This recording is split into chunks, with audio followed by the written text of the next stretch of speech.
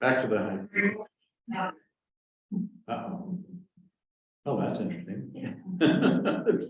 So what's become of the Samaritans? Well, they're descended from 3 of the 12 tribes of Israel: Manasseh, Ephraim, and Levi. There were 1.5 million Samaritans in the 6th century AD, but by 1900 there were only 147. Most lost to the Byzantine massacres, right? Byzantine genocide, you could say. The village of Kiryat Luza at the foot of Mount Gerizim near Nablus has about 400 Samaritans. They almost all have Palestinian citizenship, some have dual citizenship. But they're hanging on to their Palestinian citizenship. But in 1954, the president of Israel, Yitzhak Ben-Zvi, who had been an historian and ethnographer, had actually written a book about the Samaritans, was very interested in them, provided for a district of Holon outside Tel Aviv to be a Samaritan community. And many Samaritans moved to Holon under his sponsorship. And so there were about 400 there. So there were about 400 Samaritans in each place. And that's it, just 800. They've established an international peace center there in Holon, and they seek to be a bridge of peace between the Palestinians and the Jews.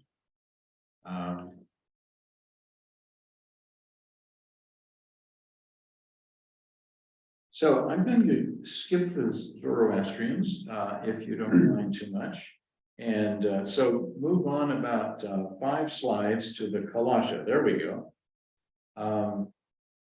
This is an isolated ethno-religious group in the Hindu Kush. Now, the Hindu Kush is a range of mountains almost as high as the Himalayas, just to the west of the Himalayas, bridge northern Pakistan and Afghanistan. They live in 3 remote river valleys that flow from the mountains along the Afghan border into Pakistan and are tributaries of the Chitral River. So this is the Chitral district. And the Chitral district is part of what the British call the Northwest Frontier Province, and which the Pakistanis have renamed the Khyber Pashtun. Now, there's a lot of debate about that name because, of course, it sort of codifies the preeminence of the Pashtun tribe in that area, and there are multiple other ethnic groups who live there. But there it is. So it's north of the Khyber Pass, and the Khyber Pass is kind of in that little notch that you see on the western side of the Pashtun Cloth. And this is to the north of Khyber Pass. The 3 rivers are inhabited by about 4,000 Kalasha, but they live among their Muslim neighbors, especially the Ko tribe, who speak a related language called Kowar. The Kalasha, of course, speak Kalash, and that's an endangered Dardic branch of Indo-Aryan, close to Kowar, of course. So you see there a typical Kalasha village in the Rubur Valley, and to the right there, a view of the Berir Valley. 2 of the Kalasha Desh, this region is called. The Kalasha were part of a broader area called Kafiristan. It was called Kafiristan because it was the place where the Kafirs lived. The Kafirs are the unbelievers. And although the Kalasha are very peaceful people, they were surrounded by much more fierce tribes, such as the Khan, for whom killing another person is a high achievement, right? They take great pride in the number of people they kill. So Marco Polo found them disgusting and deplorable. Alexander the Great stayed away from them. And many attempted Muslim invasions were repulsed over 1,000 years. Because believe me, the Muslims tried. And it wasn't until 1895 when the British established emir at Kabul, that emir decided he was going to put an end to this, and he successfully invaded Pakistan with modern arms on the Afghan side of the border. Remember, the Durand line runs right through the middle of this area.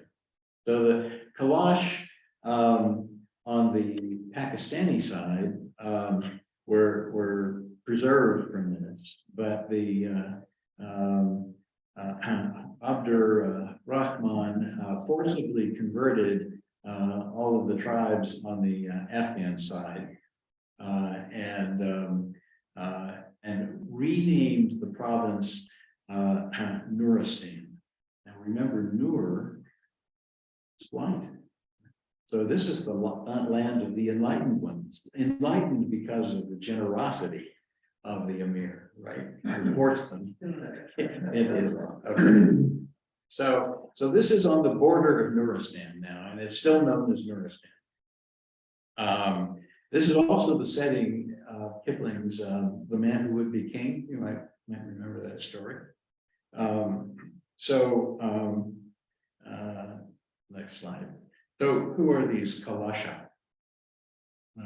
They migrated long ago. We have no idea when or from where, but their name for their ancestral homeland, which is probably somewhere in northwestern India, maybe Gondra or Gondria, but they call it Siam, and I think it has nothing to do with Thailand.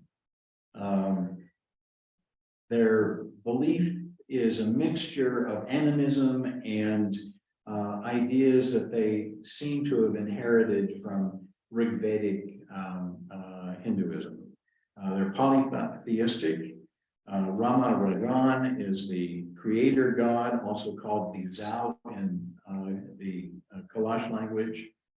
Indra or Inder resembles the Hindu god Indra as the god of the sky, weather, rainbows, and the flowing river. Indra likes to play polo in the sky, and that's where we get thunder. Mahandeo is the god that they most commonly pray to because he can intervene with the other gods. And he seems to correspond pretty closely to the Hindu god Mahadeva or Shiva, which is also the destroyer god, I remember, but also the god of crops. Jestak is the sister of Dizal and the goddess of the hearth and of childbirth.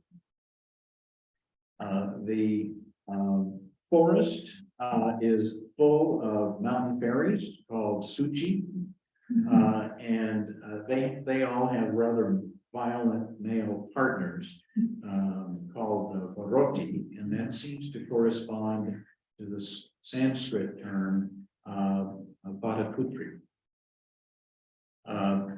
The Jach are female spirits of the soil and special places. So each meadow or mountain pasture or grove has its own judge.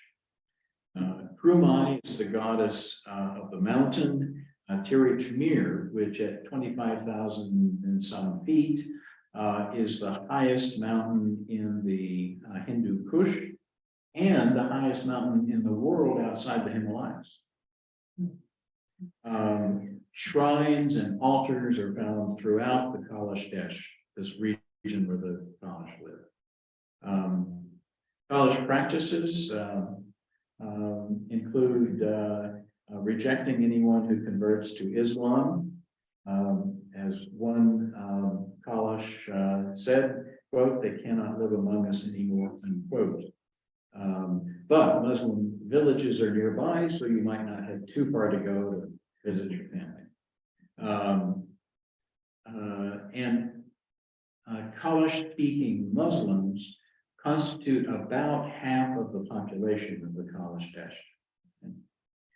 There are no restrictions on the mixing of the sexes, unlike Islam. Wife elopement is apparently not uncommon. However, the second husband has to pay twice the bride price to the first husband.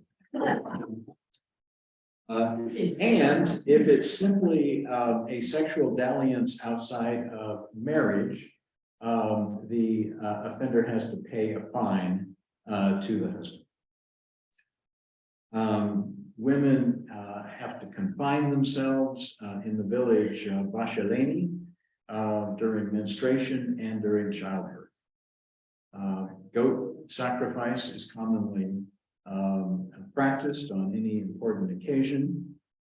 There is a strict program of purity.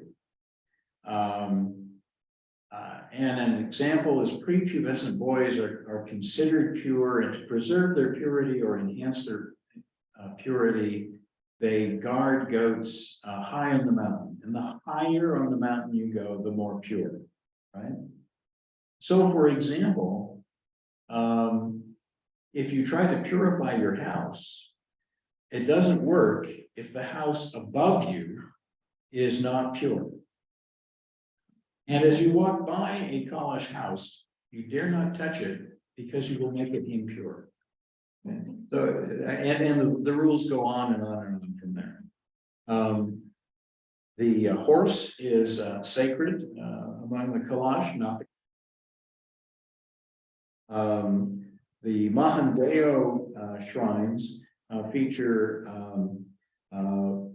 4 carved horse heads on a wooden board, as you saw in the previous picture, actually. The leading shrine of Inder, also called Sajigal, is of stone. Actually, all of her shrines are of stone. And the leading ones in the Rumbur Valley. She has her sacred vineyard nearby. Wine is sacred, but they drink a lot of it. I don't treat it quite sacredly, but yeah. And apparently it's pretty good, according to visitors. And her shrines are always under a juniper or an oak or a cedar. Rituals are carried out by priests called istakavans. Chicken and eggs are considered impure and never eaten. Women have more strict food taboos than men, and this accounts for a significant public health problem of malnutrition among them. Funerals are very, very elaborate. So for a funeral, people come from all 3 valleys to attend. There are hundreds of people involved, and many, many goats are sacrificed, and it often impoverishes the family. So let's see if we can't wind this up. All right. So I'm going to skip the festivals and go to the last slide. What will become of the Kailasha? Well, they once inhabited 5 valleys. They're down to 3. So their numbers are clearly diminishing. They continue to be harassed by the Muslims, including the Taliban, with forced conversions and rape, the desecration of graves and shrines. However, the Pakistan Supreme Court has upheld the constitutional provision regarding ethnic minorities that protects them. And the Sharia penal code in Pakistan specifically makes it illegal to criticize or attack. That means my lecture's over. But I have two more words or sentences.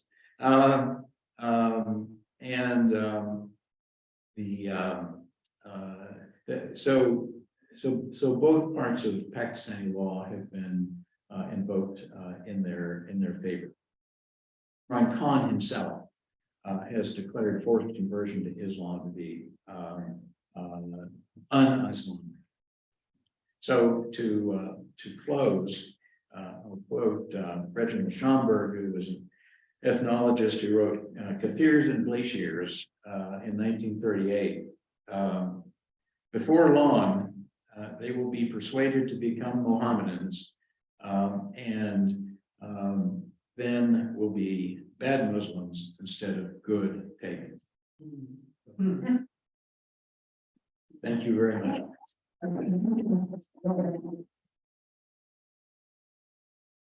So in July, we'll have a brainstorm and plan the study forums for the next year. So date to be announced, stay tuned.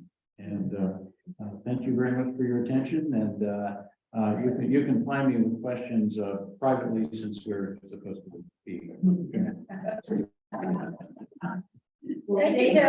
Thank you, Emily. Thank you, Rachel.